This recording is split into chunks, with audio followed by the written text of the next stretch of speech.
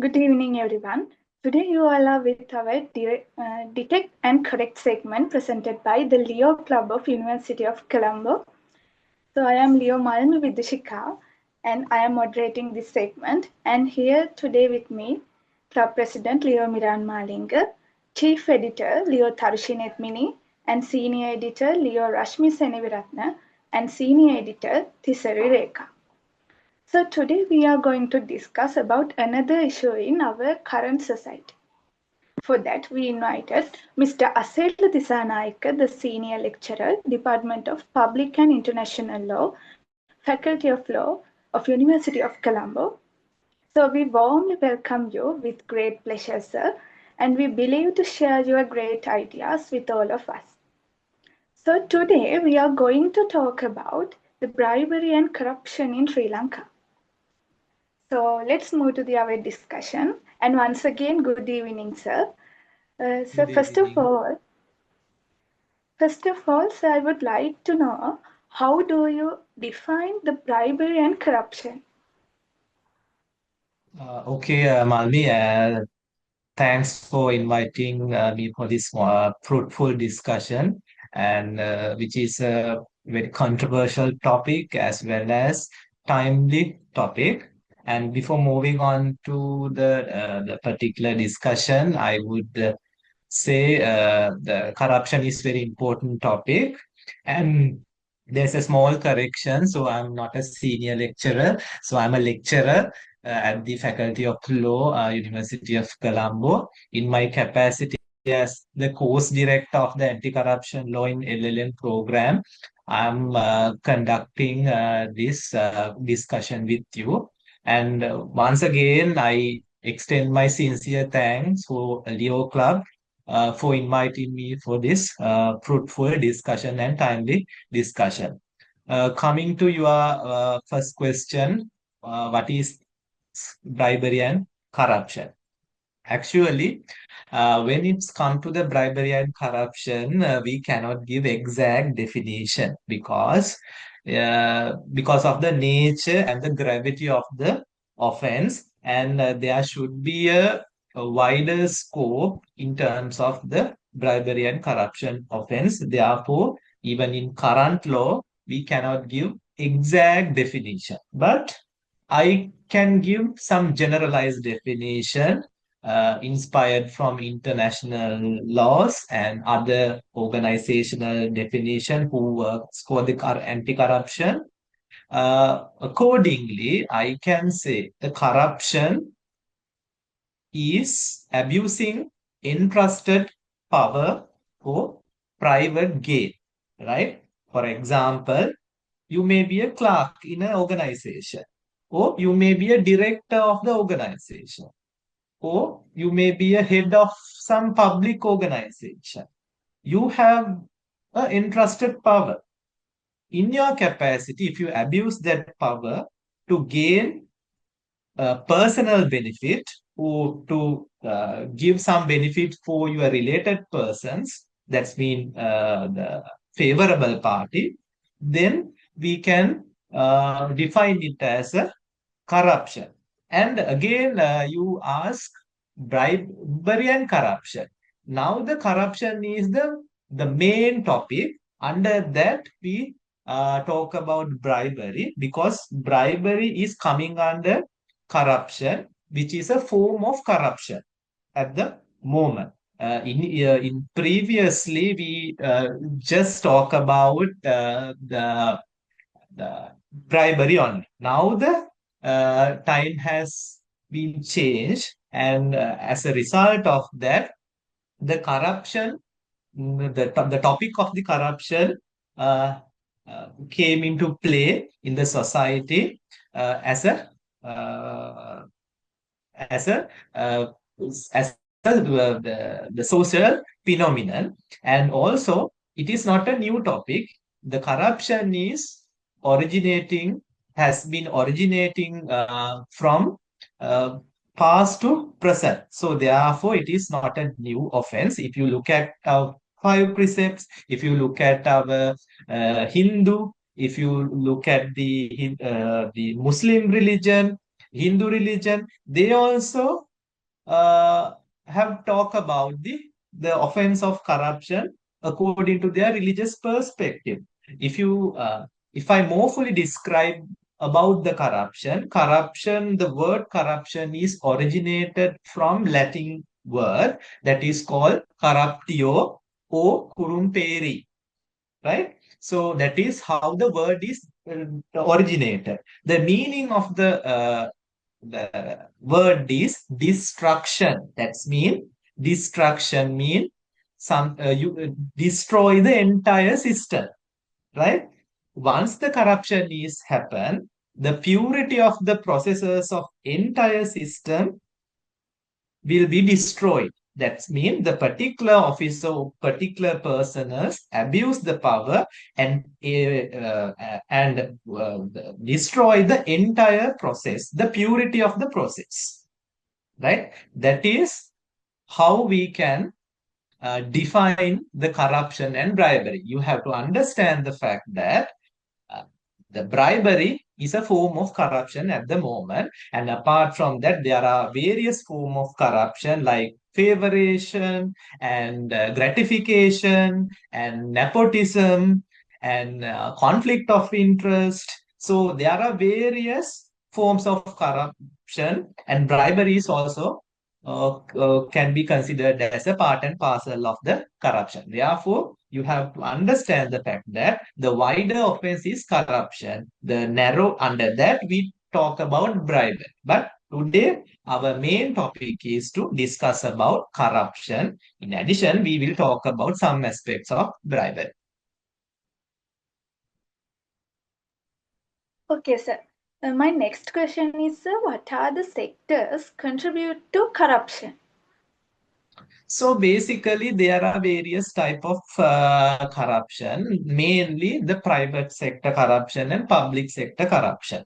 Apart from that, there are other sectors such as NGOs and other entire system is corrupted. If you look at the Ardale, you will understand what is the gravity of the corruption, because each and every sector has been manipulated and destroyed by the corruption. Therefore, I would say there are various mainly there are public sector and private sector corruption.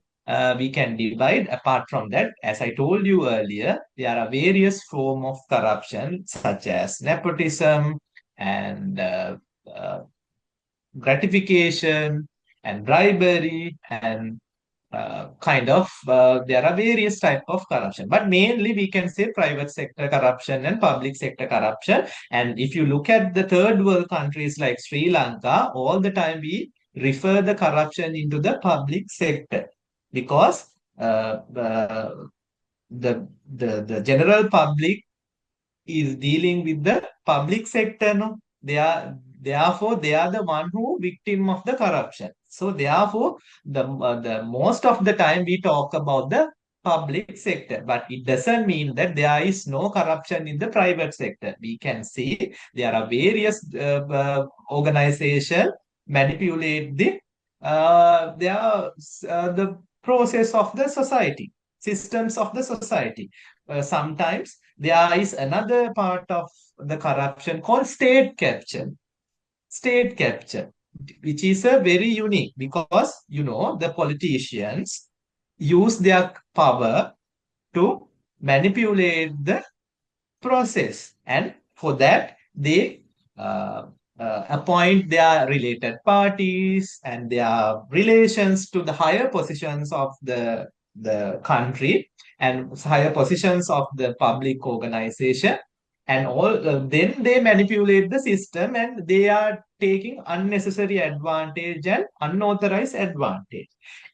At the same time, some private sector personnel are taking the advantage of public sector by using the political context and other favorable context, and for by using that they take the advantage from the public sector, like for example taking the some kind of contract from the public sector to the particular private organization.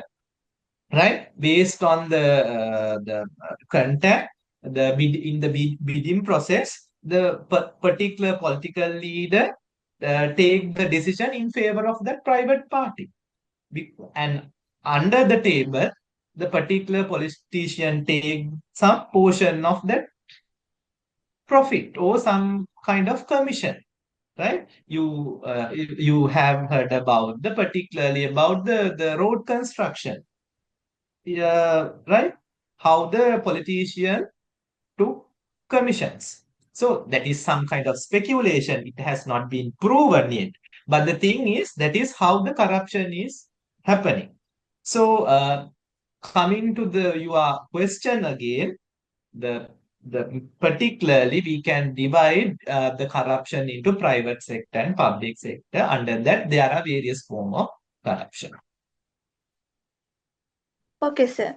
What are the prevailing laws and legal mechanisms against bribery and corruption? Yes, very good question.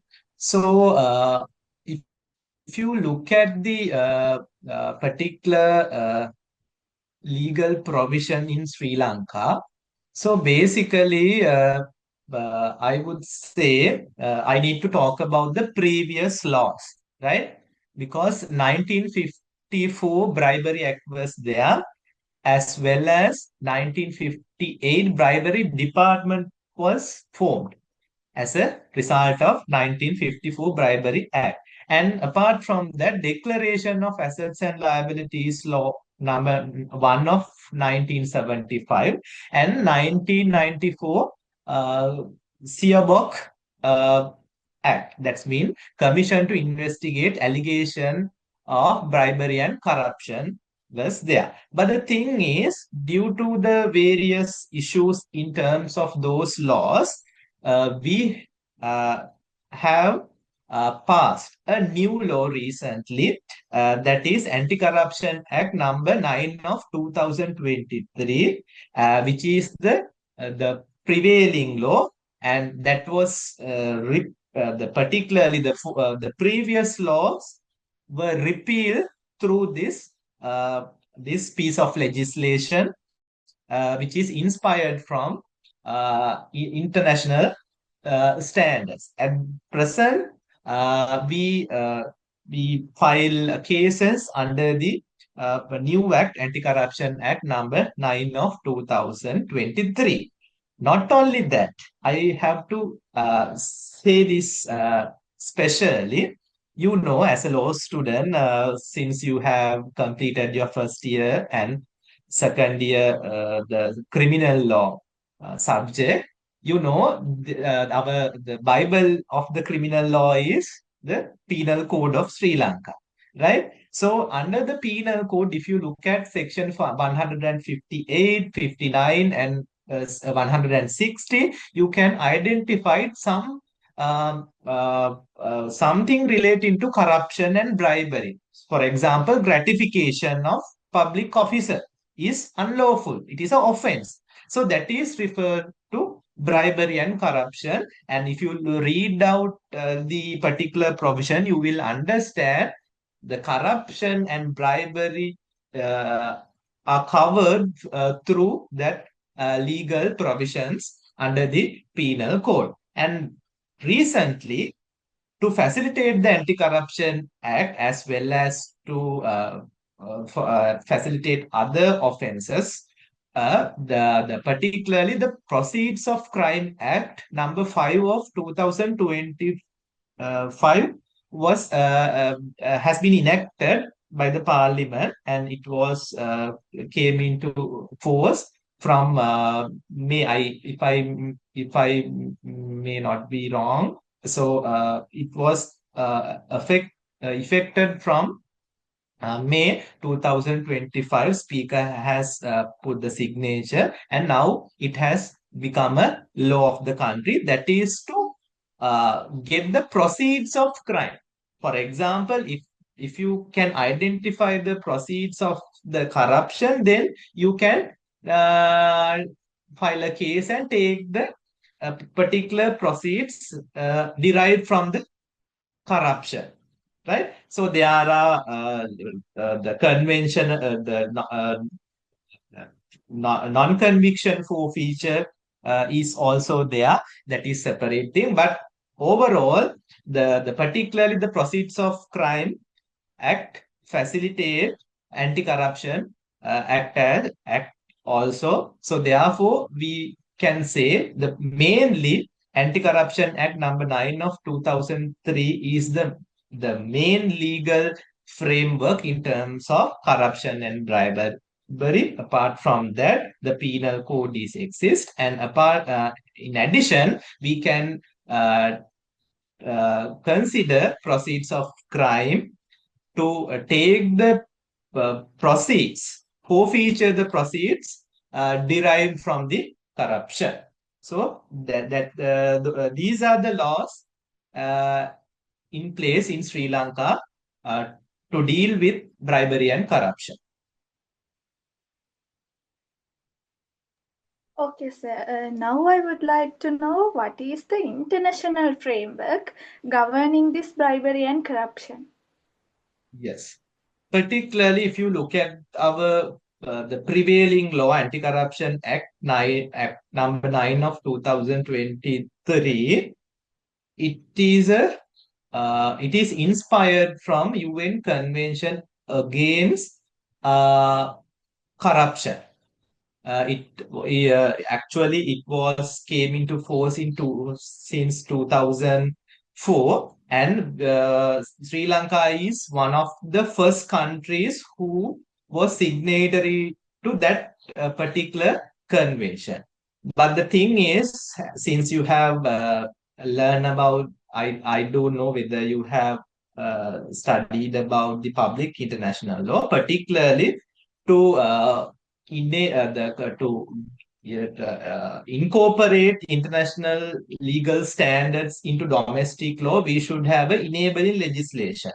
So, if you look at the Anti-Corruption Act number 9 of 2023, and if you read the preamble, you will understand that is the enabling legislation of UN Convention against the corruption, right? So coming to the particular question, the international legal framework is UN Convention against the corruption. Apart from that, there are other uh, international efforts uh, in terms of the anti-corruption, such as Jakarta Principles and Colombo Commentary. And apart from that, there is OECD Convention as well, governing the anti-corruption.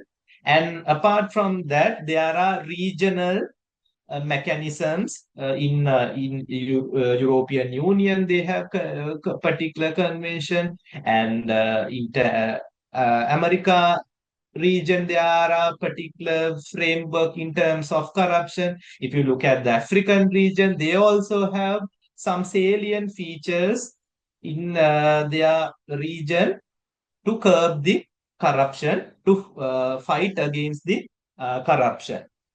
But mainly, I would say the UN Convention Against the Corruption. In short form, we call it UNCAC, UNCAC, UNCAC. That is the international legal framework, and our Anti-Corruption Act is inspired from that particular convention, and we have incorporated those salient features into our Anti-Corruption Act. And I would say the Anti-Corruption Act number 9 of 2023 is the enabling legislation of international laws. Yes, next question. Okay, so do you think you mentioned those laws are effectively enforced? If not, what are the main challenges in implementation? Actually, if you look at the current legal framework in terms of anti-corruption, it is very strong, right? So it is very strong because the particularly the CIABO, that's mean the Commission to Investigate allegation into bribery and corruption, particular organ or the particular authoritative organization to curb the corruption in Sri Lanka is now very, very independent. There is no political appointment into the Siabok, right? And apart from that, they are reporting to the parliament, not to any particular minister. Therefore, the current anti-corruption commission, referred to the Siabok, is very independent. That is the most salient feature that I have observed in current law. In other words, Anti-Corruption Act and Siabok is now very, very independent. Even Director General and Commissioners are appointed by the Constitutional Council, and there is no influence from other politicians, and they can work independently, and even their salaries are not paid from the ministry, the central government. So and also if you look at the card of the anti-corruption commission that was passed by the parliament, they are answerable to the parliament, not to the executive branch. Therefore, I would say the Anti-Corruption Act is very powerful at present. But the thing is, if you look, the legal provisions are very thorough and very strong. But the thing is, when it comes to the implementation, it is little bit challenging because the commission is lacking the resource persons and experts, and human resources are minimal at present, and they have to deal with that. Or at present, also the scope is very much wider, and they have to deal with assets and liabilities as well, and they have to deal with investigations, they have to deal with prosecution. For to deal with all the stuff, all the roles, to play all the responsibilities, they have less staff. That's the issue, because that will affect to the effectiveness of the Siabok and to implement these laws, right? But on the face of it, the legal provisions are very strong and thorough, and apart from that, this piece of legislation is very new, like a baby, right? It was passed in 2023. Now we are in 2025. So we have to observe in future whether there are any lacunas. But when it's come to the whistleblowing provisions, when it's come to the clashes between right to information and the corruption, can be observed in the Anti-Corruption Act. Apart from that, the money laundering. If you talk about the money laundering, the most contributing factor, the second contributing factor is corruption. So the money laundering jurisdiction is with FIU, Financial Intelligence Unit of the Central Bank. So in that case, sometimes the corruption happening through money laundering also is given to the Anti-Corruption Act. Then the specification of the demarcation of jurisdiction is little bit controversial and debatable. But at present, they have drawn the line. What are the cases coming under the Anti-Corruption Act, and what are the cases that that FIU should handle? And if the particular the particular organization deal with mutually, then that challenge will be able to overcome. So for the moment, I would say the act is very strong. There are some lacunas, but we can achieve those challenges. And the thing is, very important thing is, the commission need to be empowered more by using human resource experts and other various resources.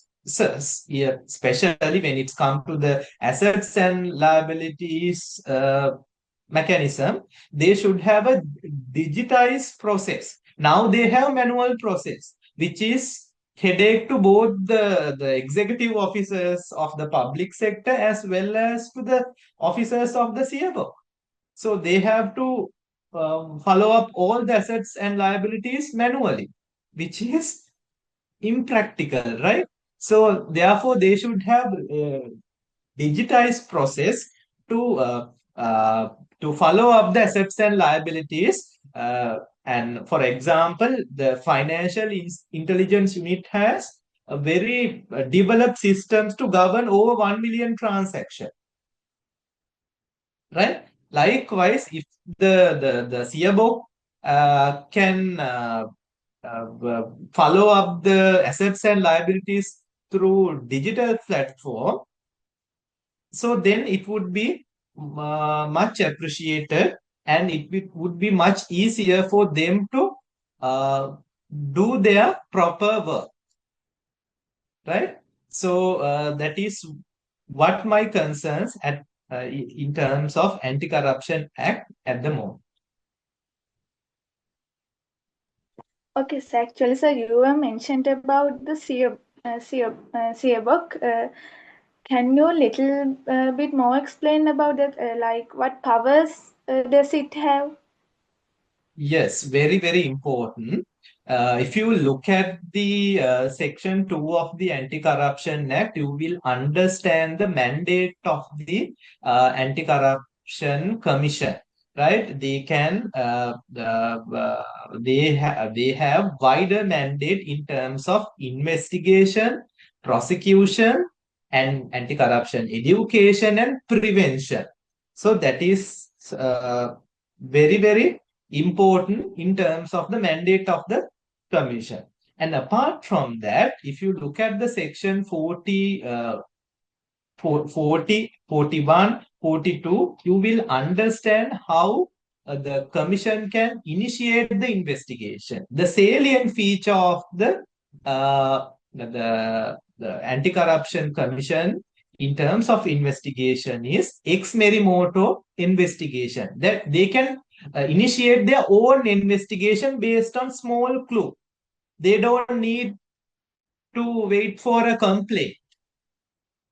They can independently initiate investigation based on any kind of information rising out from the society, right? Ex merimo, right? Apart from that, based on outside complaint, whistleblower complaint, and other various ways they can initiate investigation. And that is, if you look at the Hong Kong system, Hong Kong Anti-Corruption Commission, so they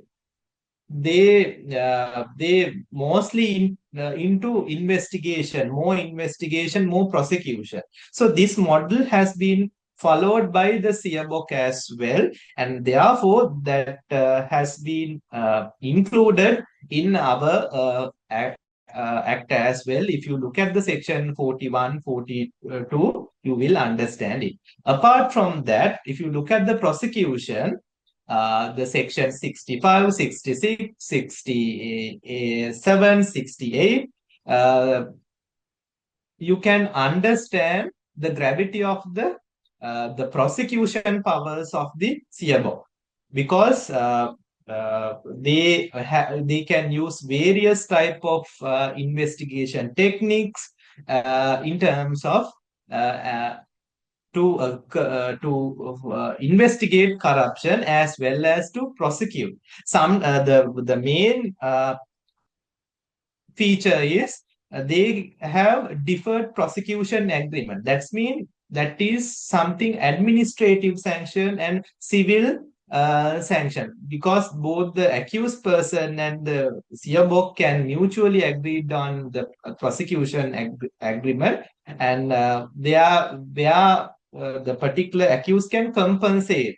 Compensate mean repay the particular amount, but that is here the very uh, complicated process that cannot be done easily, but there are provisions to facilitate that, right? Then the anti-corruption education is very, very important. That is coming under section 2, because without changing the attitude, we cannot fight against the corruption. No?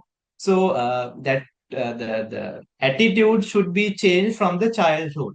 Therefore, education is very important, which is emphasized by the Hong Kong legal system as well. And I would say we have inspired from Hong Kong model as well. And therefore, the particularly the commission, the particular CBOC prioritize the education, anti-corruption education as well. That is what we are doing at the moment, because we have to aware the general public about the corruption and its gravity, right? Otherwise, people will not understand and people will not change the attitude, right? And that is very, very important thing. That is a preventive measures, right? Uh, Before something happen, we should take some steps. That is what we expect from the anti-corruption education.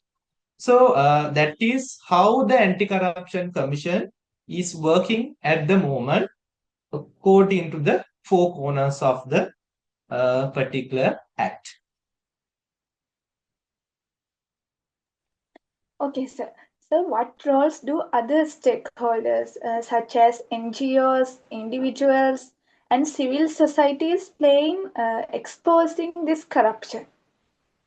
That is very important questions. They have huge role to play, right? So if you look at the corruption, it is like a cancer. It is like a cancer, I would say. Even the former president of USA has, the Joe Biden has once mentioned that the corruption is cancer. It has gone to everywhere of the society, right? What will happen when you identify the cancer, right? It eats each and every cells of the body, no? When corruption is happening, the entire system is affected and manipulated and destroyed, right? So therefore, uh, we are the one who can take steps to curb the corruption. And as a civil society, what NGO does, right? So the what NGOs do, right? And apart from that, not only NGOs, but also medias, they have to raise the voice against the corruption, right? Apart from that, as a youth, you have a role to play. When you see corruption instances, you should raise your voice. That is what happened in Argale. No? What is the main slogan of Argale? What is the main slogan of Argale? Give our stolen money back. Give our stolen money back. The main slogan is very much similar to corruption, which help to change the government as well. Therefore, the particularly NGOs, medias, and other stakeholders have special role to play in fighting against the corruption. Otherwise, we will not be able to secure the rights of the people. Because if you look at the economic crisis judgment, it clearly mentioned that the political decision extensively affected for the economic crisis, because more the political decision uh, was influenced to commit the corruption, because politicians did corruptions. And if you look at the higher administrative officers, and if you look at the private companies, they also involved with committing corruption. If you The recent example is former health minister, right? He was to uh, accused of corruption, right? So see the gravity. So what is the starting point of that particular prosecution? The general public, the media. Media is the one who revealed that, right? So therefore, the particularly NGOs, medias, and youth have special role to play to fight against the corruption.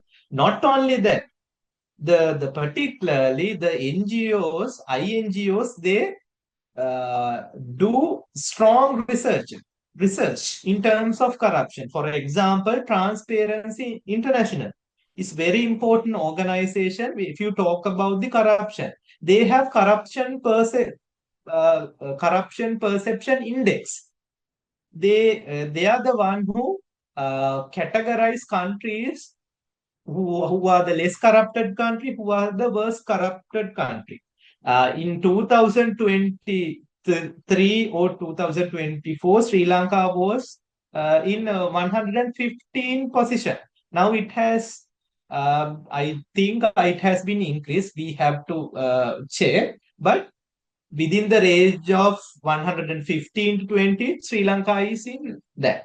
But if you look at the European Union, like the countries like Switzerland, Denmark, Sweden, the Germany, France, they are in a higher, uh, less corrupted countries category, right? So because their general public, the youth, media, and the organization, they are alert in terms of corruption. They raise the voice. Once something has happened, they raise their voice. That is what we need at the moment. So we only as Yabok cannot fight against the corruption uh, alone, right? We have to get together and we have to discuss, we have to reveal, and we have to raise our voice. For example, uh, if you one day you will become a lawyer, but to expedite the process, if you give some bribes to court clerk to get the proceedings, you are doing a corruption, because most of the time we are part and parcel of the corruption because of inefficiency of the public sector, because we need to expedite the process, no? But if you can refrain from doing so, and if you see some effective inefficiency in the public sector or private sector, if you can complain it to particular place, and if you can raise your voice instead of giving gratification or bribe, that is the most important thing. You are the one who responsible for the corruption. If sometimes we want to expedite the process, and therefore we give small bribe for the particular officer. Sometimes in during the school days, you were giving cakes to your teachers, right? And especially the parents, they used to give some cakes during the Aurudu season, and I don't accept those things, because sometimes poor students cannot give that kind of thing. Once those these gift concept come into the school system or the particular private sector or public sector, then they are starting to manipulate the process, right? See the education sector in Sri Lanka, see the capital market, and see the other health sector. You ask about the sectors, no? Right? Financial sectors. So we can easily manipulate the entire systems of particular sectors by giving small gratification. Even I personally experience in some courts, we have to give some extra amount to the clerk to get the proceedings immediately, right? Uh, that is what sometimes some officers are doing. If you don't give that gratification, they don't give it on time and they late and they prioritize the persons who give them some small gratification. So these things we should think about and we should not do. We should have to refrain from doing those type of activities. So you should think about the example of school, the giving gift to the teachers and small donations to the school. So that is something we have to rethink. Yes, the next question. Okay, sir. Sir, how does corruption impact on governance and public trust? Yes, very important question. If you look at the Goldface Green case, and if you look at the Sri Lanka insurance case, Sugatapala Mendy's case, you will understand how it impact to the public trust, because all the time the public officers hold their position on behalf of the general public. No, if they manipulate the process and system to gain private benefits, then the public trust doctrine will be violated, right? And also, if you look at the Article 12 of the Constitution, equality before the law will be violated, right? So no one is above the law. No? So therefore, all should be treated equally. So then again, I'm coming to that particular example. If you give bribe and if you to expedite the process, comparing to the person who don't give particular gratification, you can do the work easily by giving small gratification. Where you both you and particular officer violate the entire process, and that is affect to the public trust. All the time the public officers hold their position on behalf of the general public, right? They are the guardian of the particular public property. If you look at the Sri Lanka insurance, if you talk about the Goldface Green, and especially the so-called incident of economic crisis, right? Though you cannot use public property to gain unauthorized benefit. If you use that particular power, not only public property, public entrusted power that was granted by the general public under the Article 3 and 4 of the Constitution, that is called sovereignty of the country.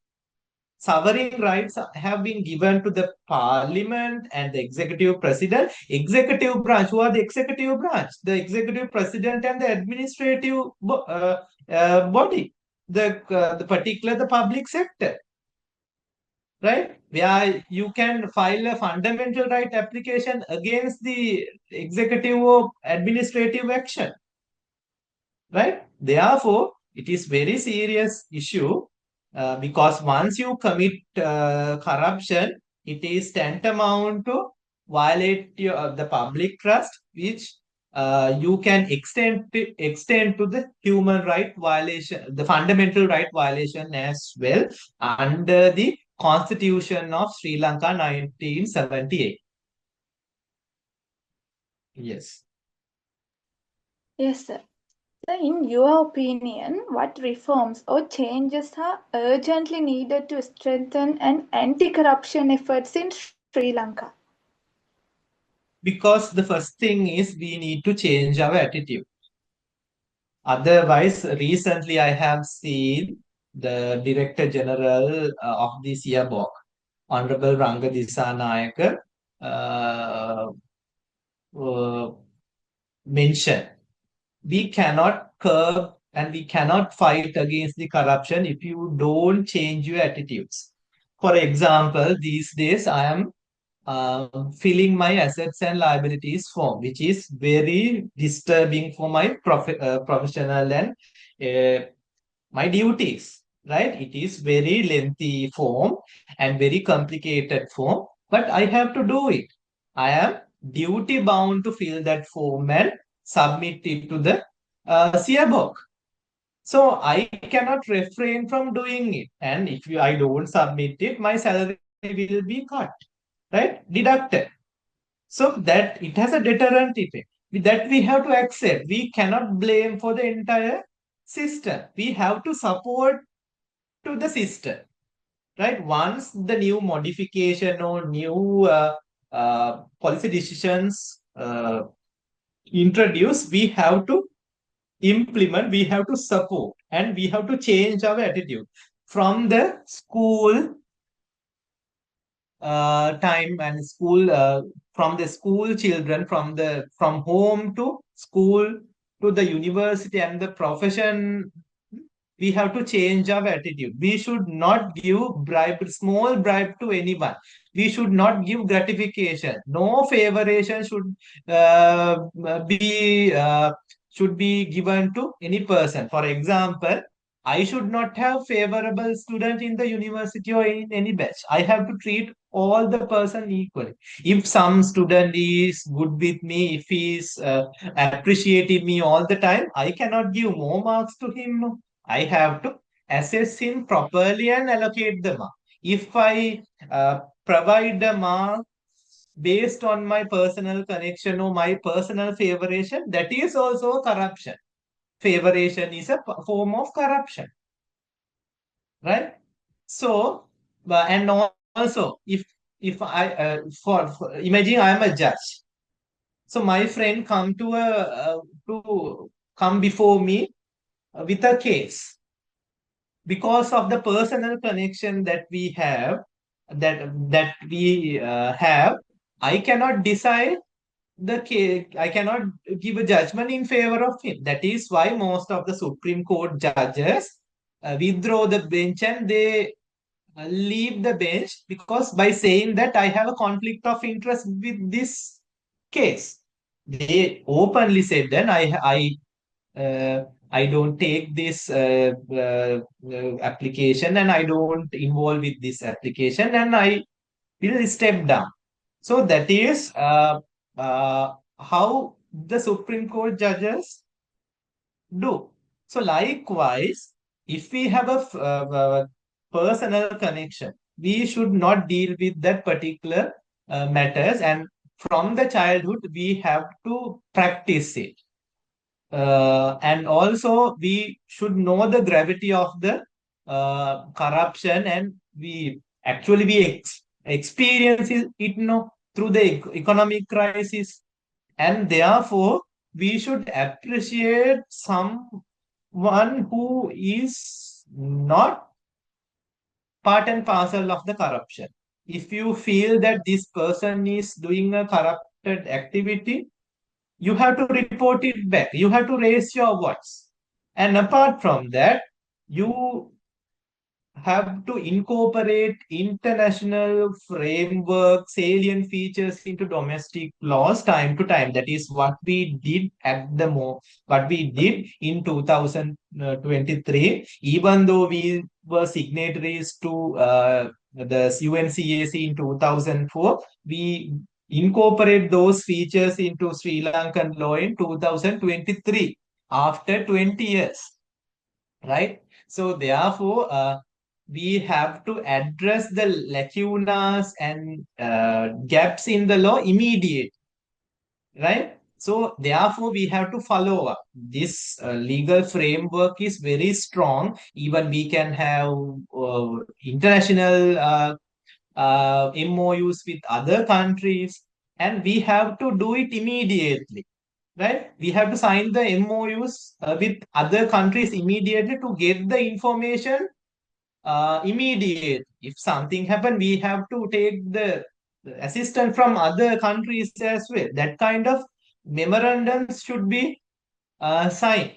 So we have to take maximum advantage from the Anti-Corruption Act, as well as we have to take the maximum advantage from the technology. And somehow we have to strengthen the assets and liabilities mechanism under the Anti-Corruption Commission.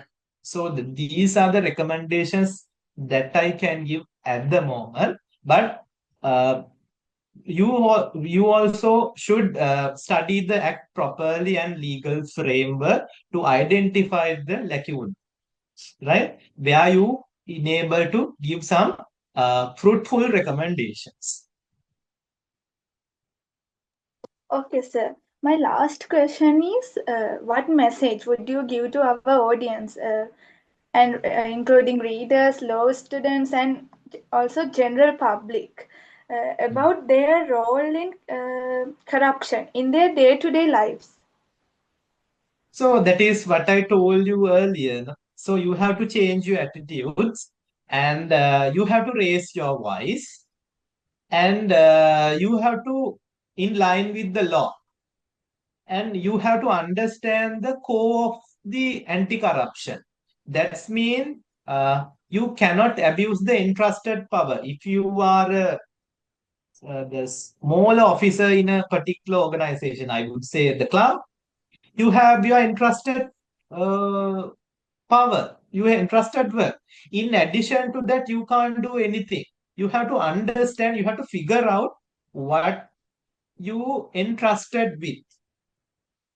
Then accordingly, you have to deal with that power. You cannot deviate from that particular power. And if you do so, then it will create a big problem, which is called corruption. Therefore, I would suggest you to read the Anti-Corruption Act, and as a law student, you will learn a lot, and you can understand what are the salient features of the Anti-Corruption Act. There I have, or if you, if I may explain little bit, even sexual bribery is also covered under the Anti-Corruption Act, and also the private sector corruption, corporate criminal liability is also covered in the uh, Anti-Corruption Act, because both directors and company can be prosecuted under this act. And also sport bribery has been identified, right? So these type of things and mutual legal assistance can be taken because of these legal provisions. That means you can work with other anti-corruption agencies in other countries. So therefore, we have to take maximum advantage from these act. As a law student and also as a general public, I would suggest you to raise your voice against the corruption. Otherwise, you will not be able to fight against the corruption, as well as you have to uh, work according to your policies. You should have the integrity, right? Because otherwise you will not be able to criticize others. First, you have to have your own standards in your life, and you have to have your own standard, and especially integrity is the most important thing. Do the right thing according to the law and according to your inner mind. If you do something against to your inner peace, then uh, you will not be able to satisfy yourself at the end of the day. Therefore, work with utmost integrity and with a backbone. Even if you lose your job, don't mind. You may have another opportunity, and leave that place and criticize it and complain it. So you don't need to afraid. Right? Work with a backbone. That is the first lesson I can give. And integrity and transparency. If you are taking decision, you have to make transparent decision. If you are influenced by your upper hand or upper authority, then you can put a file on. That is what Director General of the Anti-Corruption Commission recently said. If a particular officer, the higher position, director, or any secretary of the ministry influence you to take particular decision, or minister influence you to take wrong decision, sometimes you are helpless. But put a file note and report it to superior officers, right? So that is how you should work. Work with utmost integrity and with a backbone, and you will not lose anything. But at the end of the day, you will lose your job. But you have your inner peace at the end of the day, right? Okay.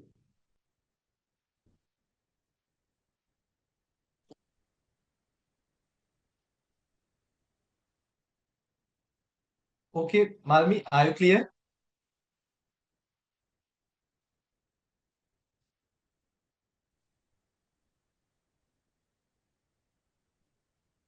Actually, thank you very much, sir. I think we were able to discuss many important issues and things regarding bribery and corruption in Sri Lanka.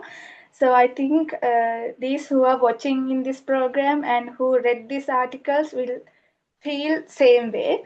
So once again, thank you very much, sir. And we would like to express our sincere gratitude to the lecturer Asela Disanayaka in Faculty of Law, University of Colombo, for joining with us. And we wish Thank you. all the very best and all the success in your future endeavors, sir. And You also, too. thank you very much.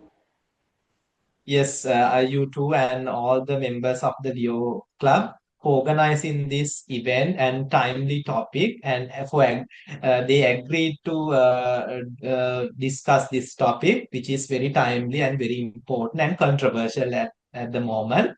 And if you need any clarification, you can meet me in your write-up and come and meet me before you publish it. If you need any clarification, you can talk to me anytime at the faculty. Thank you. Thank you so much. Okay, sir. Thank you so much. And thank you, our club president and my chief editor and our senior editors for joining with us today. So today I am going to conclude this detect and correct segment. Thank you for watching us and stay tuned with the YouTube channel of the Leo Club of University of Colombo. Thank you.